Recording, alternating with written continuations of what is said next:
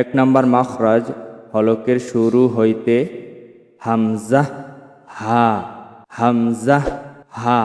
হলকের শুরু হইতে অর্থাৎ কণ্ঠনালীর শুরু হইতে উচ্চারিত হয় হামজা হা। আমার সাথে সাথে পড়েন হামজা হা, হামজা হা, হামজা হা। হামজা হা। উচ্চারণটি করার সময় কণ্ঠনালীর ভিতরে কোনো চাপ আসবে না, একদম ক্লিয়ারভাবে আওয়াজটি আসবে।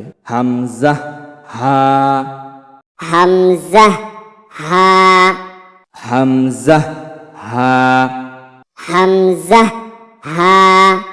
তারপরে আসি 2 নম্বর মাখরাজ হলকের মধ্যখান হইতে অর্থাৎ কণ্ঠনালীর মধ্যখান থেকে উচ্চারিত হয় আইন হা। এই হরফ দুইটি কণ্ঠনালীর মধ্যখান থেকে চেপে উচ্চারণ করতে হবে। আইন হা, আইন হা, আইন হা, আইন হা, আইন হা, আইন হা, আইন হা। আইন হা।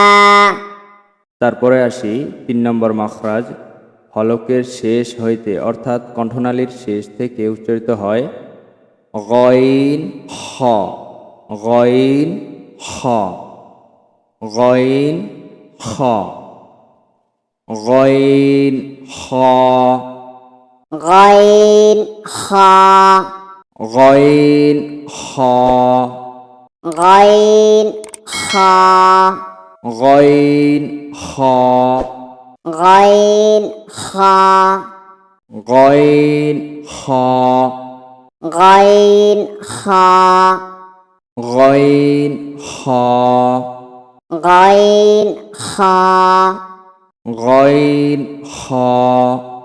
গইন খ। এইভাবে করে আপনি আরবি 29 হরফ মাখরাজ অনুযায়ী আমার সাথে পরে পরে সই শুদ্ধ করে নিতে পারেন। তো ভিডিওটি ভালো লাগলে লাইক দিন এবং পরবর্তী ভিডিওগুলি পাওয়ার জন্য সাবস্ক্রাইব করে রাখুন। তো আল্লাহ হাফিজ, আসসালামু আলাইকুম রহমতুল্লাহি ওয়া বারাকাতুহু।